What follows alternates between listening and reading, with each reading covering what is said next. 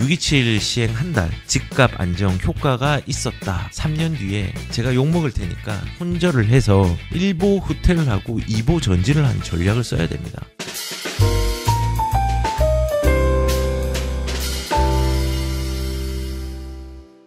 (6.27) 시행 한 달 집값 안정 효과가 있었다라고 얘기를 하고 박수를 치는 사람도 있죠. 그리고 한편으로는 더 극단적으로 최대폭 하락이 있었다. 집값 상승의 기대감, 이제 심리도 많이 꺾였고 대출 약발 먹혔다라고 하면서 이제 가격들이 빠지고 있다라고 얘기하시는 분들도 있을 수 있습니다. 그런데 하락이 아니거든요. 우리가 좀 알아야 되는 게요. 지금 시장은요, 안정된 게 아니라 수요의 누름 시장이고요. 그리고 하락한 게 아니라 상승의 둔화 시장입니다. 진짜 다른 상황이거든요. 안정이 아니라 누름 시장입니다. 하락 시장이 아니라 상승 둔화 시장입니다. 그래서 상승 둔화라고 하면 지역적으로 따지면은 뭐 상급지는 상승 거래량이 줄고 상승세가 둔화가 된 거고요. 하급지는 거래량이 좀 오히려 는 데가 있습니다. 근데 보합이 그냥 유지되는 시장입니다. 그래서 실질적으로 지금 하락했다라고 하는데 둔화 시장이에요. KB 부동산에 있는 데이터 허브를 좀 보면요. 전국도 아직까지 올랐다가 둔화되는 시장입니다. 뭐 지역적으로는 뭐 부산 같은 경우는 그렇진 않죠. 보시면은 부산은 아예 그냥 떨어져 있는 시장이지만은 지금 서울 같은 경우는 상승했다가 둔화되는 시장이고요. 경기 같은 경우도 마찬가지로 상승했다가 둔화되는 시장이고요. 눌려 있어서 둔화되는 거죠. 그 다음에 인천 같은 경우는 그냥 보합이 유지되는 시장입니다. 그래서 실질적으로 전국적으로 보면은 이제 서울의 영향들이 굉장히 크고 수도권 경기의 영향들이 좀 일부 있었기 때문에 이렇게 둔화로 되는데 지역적으로 보면은 수도권이 상승세가 둔화가 된 거고, 그리고 물건적으로 보면 상급지가 거래량은 줄고 상승세가 둔화가 된 거고, 하급지는 거래량은 좀 는 데가 있습니다. 그런데 보합이 유지되는 게 그냥 그대로 있는 거예요. 지금 시장이 이렇습니다. 그래서 정의를 조금 똑바로 하고 가야 된다 생각을 합니다. 그래서 서울이나 울산, 뭐 세종, 경기 같은 경우는 상승률이 조금 있는데 뭐 제주, 인천, 뭐 전북, 강원, 전남 이런 데는 마이너스세를 좀 유지를 하고 있는 것 같습니다. 그래서 지금 이 둔화, 확실히 둔화는 맞습니다. 실질적으로 거래량을 한번 보면요. 서울의 거래량이 저는 저번하고 동일하게 4,500건 유지가 될 거라고 생각합니다. 오늘까지 거래량을 집계해 보니까는 빨간색이 7월 달이고 그 다음에 파란색이 6월 달이고 5월 달인데 5월 달보다 조금 더 이제 둔화 양상들이 있습니다. 근데 지금 여기에 거래량이 언제랑 비슷하느냐? 4월보다 조금 높거든요. 4월은 5천 건이 나왔지만은 지금 7월은 휴가철이 끼어 있잖아요. 아마도 지금 이 둔화 양상들과 휴가철이 조금 결합이 되어서 4,500건 정도가 예상이 됩니다. 4,500건이면은 잘 방어를 한 거라고 저는 생각을 하는데 추후에 어떤 정책이 나올지 모르겠지만은 지금 현재의 상황으로서는 하방 압력들을 잘 이겨내고 있는 시장이라고 저는 거꾸로 생각을 합니다. 그래서 제가 얘기하는 거거든요. 시장의 수요를 누르는 시장. 하락이 아니라 상승의 둔화 시장인데 튀어오를 수 있는 준비가 아직까지 충분히 있는 시장이라고 말씀을 좀 드리고 싶습니다. 그렇게 이제 정의를 좀 하면 될 것 같습니다. 그래서 지금 서울의 거래량들 조금 둔화 양상들이 있죠. 지금 이제 이게 금요일까지 거래가 되고 이제 거래 집계가 내일 되면 이게 조금 올라올 건데 이 올라온다고 하더라도 지금 현재 5월 달의 거래량보다는 이렇게 치고 올라가지는 못할 걸로 생각이 됩니다. 이 기간들이 얼마나 갈 것인가 우리가 좀 생각을 해보면은 과거를 생각해 보십시오. 저는 개인적으로 계속 누르겠지만요. 그 누름들이 튀어오르는 시점 곧 일어날 거라고 저는 생각을 합니다. 정확하게 날짜는 못 맞추겠습니다. 하지만은 우리가 8.2 대책 때도 그렇고 9.13 대책 때도 그렇고 1216 대책 때도 그렇고 220 대책 때도 그렇고 6.13 대책도 그렇고 모든 그 문재인 정부에서 눌렀던 강력하게 지금보다 더 강력하게 눌렀던 모든 정책의 공통점이 뭔지 아십니까? 수요가 위축되었다가 그 위축된 게 스프링처럼 튀어 올랐답니다. 그래서 이번 시장도 누름이 있었지만은 유동성이 또 강력하게 일어나는 시장이 동시에 결합되기 때문에 그 자체가 위축의 기간들은 1년, 2년 이렇게 가지는 않을 겁니다. 저는 몇 개월이라고 생각을 합니다. 자, 그래서 거래량이 둔화된 건 맞다. 하지만은 요거는 이제 석 달 새에 평균이 14억, 강북도 10억이 넘었다는데 요거는 특정 지역들이 주도를 한 거고 강북도 10억을 넘었다고 합니다. 석 달 사이에. 그런데 규제가 난 이후에 처음으로 40억 넘긴 이 아파트 잠실주공입니다. 잠실주공 5단지에서 신고가를 기록을 했는데 6.17 대책 고강도 규제 이후에 이제 토호제 이제 신고를 하고 그걸 접수를 한 다음에 신고를 한 다음에 한 아파트들이 나왔는지 안 나왔는지 모르겠지만은 지금 그럼에도 불구하고 작은 거래에 신고가의 행진들이 이어지고 있는 데는 여전히 또 상급지라는 겁니다. 참 안타깝죠. 네, 상급지로 좀 몰아주고 있는 느낌들, 그리고 현금이 있는 사람한테 몰아주고 있는 느낌, 정책들이 저는 그런 정책이라고 지금 그런 느낌들이 많이 드는데 실질적으로 시장에도 그런 현상들이 좀 일어나고 있는 것 같습니다.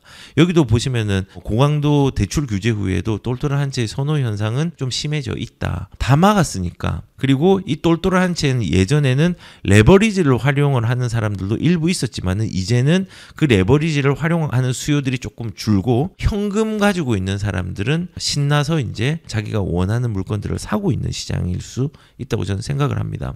그래서 확실히 둔화는 되었지만은 그래도 한쪽으로 이렇게 몰아지는 거래가 둔화되었지만은 좋은 물건으로 몰아지고 현금을 가진 사람이 기회가 많아지는 시장으로 지금 가고 있다고 생각을 합니다.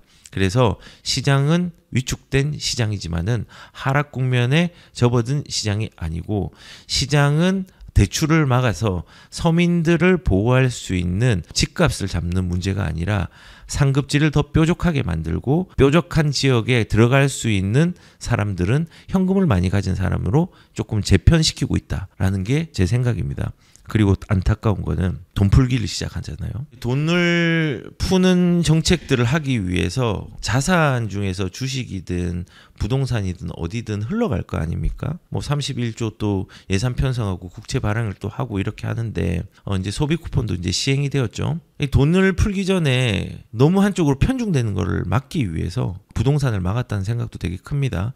그리고 거꾸로 주식을 부양하는 것도 그것들의 편중을 막기 위해서 명분이 있잖아요. 주식은 기업을 키우는 거고 부동산은 불로소득이다. 그리고 주식을 키우면 또 세금을 그걸로 또 거둘 수 있는 여건들이 또 생기니까 어떻게든 이 푼 돈들을 회수를 해야 될 거 아닙니까? 정부 입장에서는. 근데 우리가 이제 이걸 아셔야 됩니다. 돈을 푸는 건요. 몸이 되게 아파요. 근데 그 아픈데 임시적으로 진통제만 놓는 수단에 불과합니다. 그런데 우리는 이 진통제를 맞으면 안 아파. 괜찮아요. 기분 좋아. 다행히. 차분해졌으니까. 그런데 병이 고쳐진 게 아니거든요. 병을 고칠 치료제를 주어야지 진통제를 계속 주고 아파하면 또 진통제를 계속 주고 이 돈 뿌리는 게 진통제라고 저는 이제 비유를 한 겁니다. 치료제를 줘야지 진통제만 죽으면 결국은 큰 병이라면요. 병이 도질 수 있습니다. 그게 이제 경제에 대한 악화, 하이퍼 인플레이션 뭐 이런 게 나올 수 있습니다. 화폐 가치가 크게 하락할 수 있습니다. 자유가 많이 없어질 수 있습니다. 돈을 주면 좋잖아요. 피해는 누가 갈까요? 나중에 한번 보십시오. 그 피해가 누가 가는지. 뭐 몇 번 얘기를 했으니까는 다 아실 테니까 말씀드리진 않겠습니다. 아무튼 자산시장 입장에서 이 돈 푸는 거는 자산을 가지 못하는 분들이 피해를 입는 겁니다. 그런데 많은 사람들은 대출 막았어. 와 박수치고 있어요. 그렇게 해야지 집값이 막지. 근데 정작 이 대출을 막았는데 그 피해는 누구한테 갈까요? 돈을 풀고 있는데 대출을 막았어요.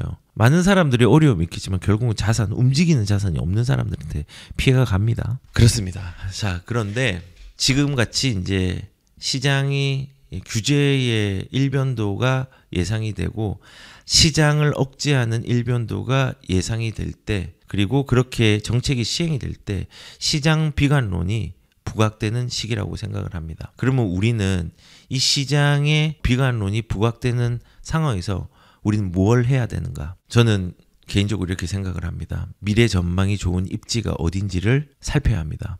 과거의 가치가 아니라 앞으로 가치가 있을 곳에 집중해야 된다고 생각을 합니다. 그리고 상급지를 가지고 있으면은 잘 관리해야 된다고 생각을 합니다.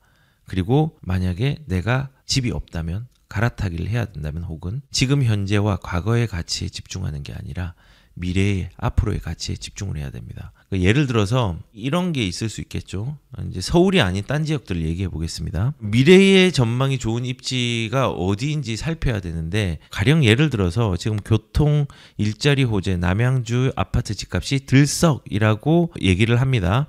자, 그런데 여기가 왜 들썩였을까? 여러 가지 GTX B 노선, 이제 서울로의 연계성이 좋아지는 것도 있고, 그 다음에 뭐 왕속 신도시의 뭐 자족 도시에 대한 것들을 성장시키기 위해서 사실 여기 이제 대기업들을 유치를 했거든요. 카카오라든지 우리금융그룹이라든지 이런 부분들을 유치를 했거든요.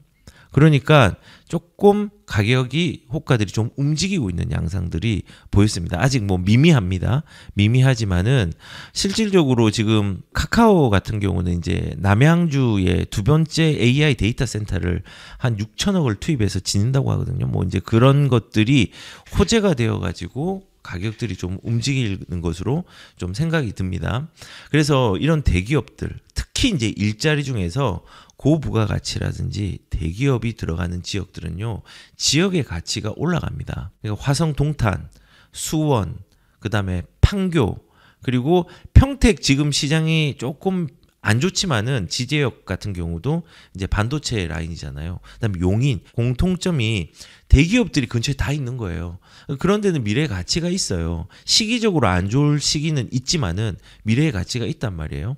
우리는 부동산을 볼 때 미래의 가치를 볼 때 내가 먹고 사는 문제가 해결될 수 있는데 그 먹고 사는 문제에 고부가 가치가 있는 지역들을 잘 봐야 합니다. 그래서 우리가 강남이 비싼 거거든요.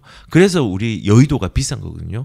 그래서 경기도에도 강남이라든지 대기업이 연결이 잘 되는 지역들, 그다음에 여의도라든지 이런 지역과 연결이 잘 되는 지역들이 비싸거든요. 그래서 비관론의 부각시기에 무엇을 해야 되는가? 미래 전망이 좋은 입지가 어딘지 살펴봐야 되는데 수도권 같은 경우는 일자리에 대한 부분들이 어디에 집적이 되어 있고 그 일자리의 가치가 고부가 가치의 일자리가 들어오는지 들어와 있는지 혹은 전철이나 역으로 연결이 되어 있는지를 유심히 봐야 됩니다. 뭐 서울 같은 경우는 2호선 라인이 되게 좋죠. 2호선의 안쪽으로 들어오면 2호선 동그랗게 들어와 있잖아요. 그 안쪽으로 들어온 아파트들은 수요들이 굉장히 많습니다. 그리고 9호선 좋죠. 9호선 같은 경우는 지금 강동까지 연결이 되고 이제 나중에 그 남양주 왕숙지구까지도 다 연결이 되는데 9호선은 강남 연결하죠. 서초 연결하죠. 그 다음에 저기 여의도 연결하죠. 그리고 마곡 연결하죠. 이제 공항까지 가잖아요. 굉장히 이제 좋은 노선입니다. 그런 노선들. 아, 그러면 비싼 지역 아니냐라고 할 수 있지만은 그러면 경기도는 이런 겁니다. 분당선 이런 데는 판교랑 연결하죠. 강남이랑 연결하죠. 굉장히 좋죠. 그 다음에 앞으로 만들어지는 신안산선. 신안산선이 이제 안산도 되게 좋은 아파트는 30평 10억 갑니다. 우상향했습니다. 왜냐하면 신안산선의 영향이 크거든요. 그래서 이제 중앙역하고 뭐 이런 지역들에도 좀 좋은 아파트가 있고 그 다음에 호수공원 주변에도 좋은 아파트가 있잖아요. 그런 지역들은 가격들이 안산임에도 불구하고 상대적으로 비싼 편입니다. 일자리 연결이 좋아서 그런 거거든요. 그래서 우리는 지금 강남 좋다, 강남에 70억, 2억에 거래됐다, 뭐 100억 아파트가 있다 이런 거를 보는 걸로 그냥 먼 산을 바라보지 마시고 내 돈을 판단을 하고 내 규모를 진단을 하는 거예요. 그래서 그 진단을 해서 이런 고부가 가치의 일자리들과 연결이 잘 되는 지역들 내 재정에 맞춰서 진입하는 것들도 상당 고민을 해보는 것들이 저는 필요하다고 생각을 합니다. 그리고 두 번째, 시기적으로 가격이 눌린 지역을 찾아야 됩니다. 지금 시기적으로 가격이 눌린 지역들 많이 있잖아요. 아까 말했던 부산도 있고요. 수도권, 이제 특히 경기 쪽, 남부 쪽에는 이게 과천 왔다가 안양 왔다가 이제 의왕 군포로 와야 되는데 하다가 끊겨버렸어요. 눌린 지역들 잘 찾아봐야 돼요. 지금 한강벨트 왔다가 동대문 오려고 하다가 노원까지 오려고 했는데 노원에서 일부는 올라갔지만 다시 끊겨버렸어요. 그런 눌린 지역들을 찾아봐야 돼요. 그래서 지금 뭐 신문에서 보면은 숨죽인 집값, 불안한 전세, 눈높이를 낮춰 틈새를 노려야 한다. 뭐 틈새라고 하면은 저는 가격으로 보면은 9억 미만짜리 주택, 10억 미만짜리 주택. 여기는 대출에 대해서 그나마 조금의 어려움들이 덜한 아파트 가격이라고 생각을 합니다. 그런 지역들. 그리고 가격적으로는 그렇고 시기적으로는 가격이 많이 오르지 않는데 수요가 많은데 서울의 하급지, 경기 남부, 그 다음에 구리, 남양주 뭐 이런 지역들이잖아요. 이런 지역들은 괜찮거든요. 그리고 우리가 좀 아셔야 되는 것들이 하나가 매수자가 관망할 때 나는 적극적인 매수자가 되어야 됩니다. 그리고 그 적극적인 매수자가 되어서 이 시기를 활용해야 됩니다. 이거 언제 후회하신 줄 아세요? 또 이제 가격 오르잖아요. 그러면 또 그때 샀어야 되는데 우리 맨날 뻔하잖아요. 항상 오르고 난 다음에 그때 샀어야 되는데 비트코인 뭐 10년 전에 지금 뭐 엄청 많이 올랐는데 10년 전에 샀어야 되는데 지금 강남 아파트 잠실에 있는 아파트 뭐 지금 3년 전에 샀어야 되는데 그거 샀어야 되는데 항상 이렇게 후회를 하잖아요. 후회를 하지 마시고 이제는 미래를 준비하는 과정과 행동들을 했으면 좋겠습니다. 그리고 예전에 어떤 상담자 중에서 대구 분이신데 대구에 미분양만 산 분이 계세요. 그 미분양으로 수익을 굉장히 많이 냈습니다. 대구에 미분양이 언제 있었냐? 요때 있었거든요. 2008년도 요때 지금 쭉 2007년도 6년 7년부터 이때 굉장히 많이 미분양이 올라갔죠. 2만 호가 넘는 시기였습니다. 2008년도 어마어마했죠. 요 시기에 대구의 이제 수성구 쪽이나 좋은 물건들을 미분양들을 좀 많이 산 거예요. 그리고 이걸로 수익을 거뒀죠. 조금 단기 투자를 해가지고. 그런데 이 미분양이 많은 시기에 가격들이 둔화가 되어 있지만요. 대구는요. 2010년도부터 가격들이 급등했습니다. 지금 대구가 예전에 2020년도부터 2022년도 요까지 올라간 것보다 훨씬 더 많은 급등들이 일어났습니다. 비율적으로 보면은. 그때 이때 이제 수익을 거둔 거죠, 사실은.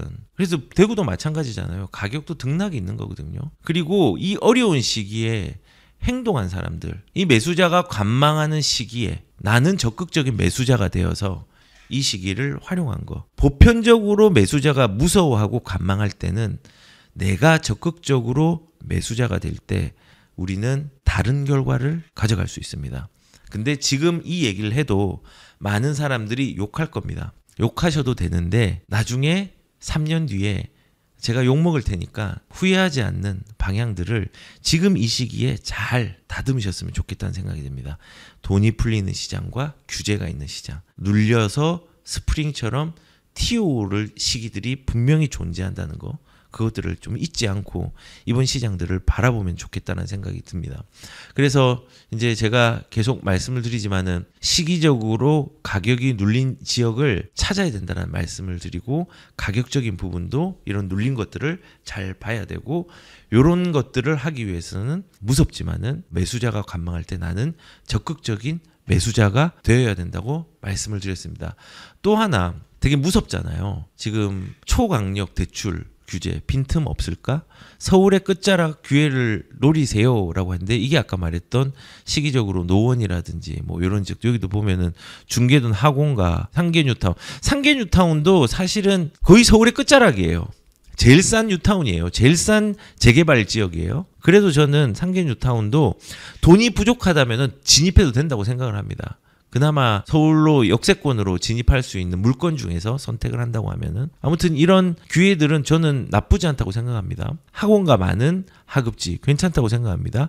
그 다음에 노원구 중에서 재건축을 하는 물건들 가격들 움직인 데가 있습니다. 괜찮다고 생각을 합니다. 이런 것들을 노려야 됩니다. 시기적으로 가격이 눌린 곳, 공포가 있는 곳 이런 데를 활용해야 됩니다. 아니 이거 활용하는데 말이 쉽지 떨어지고 시장에서 잡겠다고 하는데 이거를 어떻게 할 수 있느냐라고 이제 얘기를 할 수 있겠지만요. 노원도 한번 여기서 노원 얘기 있잖아요. 중계동도 노원이고 이 상계역도 노원이잖아요. GTX C 노선인데 이제 도봉이고 노원도 한번 생각을 해보십시오.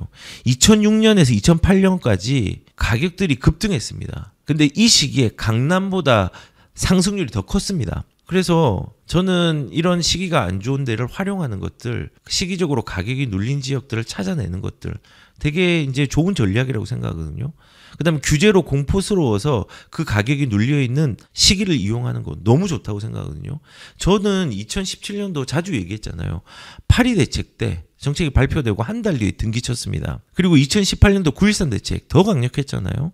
2달 만에 등기쳤습니다. 결과가 어떠냐? 지금 마이너스 아닙니다. 오히려 가격 상승이 굉장히 컸습니다. 하급지 물건인데. 그래서 다시 말씀을 드리지만은 저는 전망이 좋은 입지 어딘지 지금 잘 살펴야 될 시기라고 생각합니다. 시장의 비관론이 부각되는 이 시기에 우리는 뭘 해야 되는가? 미래 전망이 좋은 입지 어딘지 살펴야 됩니다. 가격적으로 눌린 지역들, 시기적으로 가격이 눌린 지역들, 용기를 가지고 들어가야 되는 부분들이 필요하다고 생각합니다. 자산의 순서들이 바뀌려면 원래 이런 시기에 부자들의 순서가 바뀝니다. 그래서 이런 부분들을 우리가 좀 생각을 해야 되는데, 그리고 이런 시기에 우린 또 뭘 해야 되는지를 고민을 해보면요, 안 좋은 입지에 살수록 혹은 무주택자일수록 투자에 관심을 가지고 갈아타기나 집을 사는데 집중을 해야 됩니다. 이 얘기를 하면은 꼭 나오시는 분들이 있어요.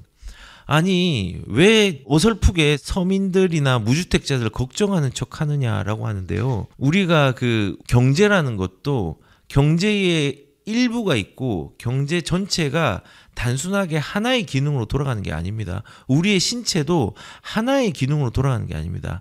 다들 잘 돌아가야 돼요. 전세도 잘 돌아가야 되고요. 그 다음에 매매도 잘 돌아가야 되고요. 하급지도 잘 돌아가야 되고요. 무주택자도 그것들을 생애주기를 잘 맞춰서 거래를 잘 만들어줘야 돼요. 다 좋은 거예요. 그리고 실제로 진심으로 걱정됩니다. 제가 좀 나름대로 이런 좀 정이 있거든요. 뭐 없다고 하면은 어쩔 수 없지만은 정이 있습니다. 그래서 저는 안 좋은 입지 무주택자들 갈아타기나 집을 사는데 이 투자에 관심을 가져야 되는 시기라고 분명히 생각을 합니다. 그리고 이런 시기에는 어떻게 해야 되느냐, 이 갈아타기를 할 때 이번에 부산에서도 이 얘기를 진짜 많이 했습니다. 내 집이 많이 떨어져 있어요. 한 5천만 원이 빠진 거예요. 근데 이거를 기다린대요. 이게 회복이 되면 집을 팔고 다른 상급지로 가겠대요. 제가 잘못됐다 했어요. 지금 상급지 부산에 같은 경우는 부산의 상급지도 아직 덜 움직였잖아요. 그러면은 내게 움직이는 속도가 빠를까요? 시기가 빠를까요? 속도가 빠를까요? 아니면은 내 거보다 상급지에 움직이는 시기와 속도가 빠를까요? 상급지가 빠르거든요. 상급 물건이 빠르거든요. 그러면 어떻게 해야 되냐? 내가 손절을 하고 마음 아프지만은 더 좋은 물건을 싸게 살 수 있는 시기로 생각하고 미래를 고려해서 지금 들어가는 게 맞죠. 손절을 했지만 1보 후퇴를 하고 2보 전진을 하는 전략을 써야 됩니다. 지금 같은 경우. 그래서 실질적으로 제가 그 상담 이번에 했던 사람 중에서 명지에 사시는 분이 있었습니다. 근데 명지의 와이프분께서 그 지역은 꼭 살아야 되기 때문에 거기에서 전세로 하다가 결국은 집을 샀대요. 명지 쪽에. 근데 남자분은 전세를 계속 살고 싶고 투자를 하고 싶었대요. 근데 결국은 명지를 샀대요. 실거주를 해야 되는데 상담 내용이 명지에서 명지 근처로 옮기고 싶어 하는 거예요. 더 좋은 명지 쪽으로.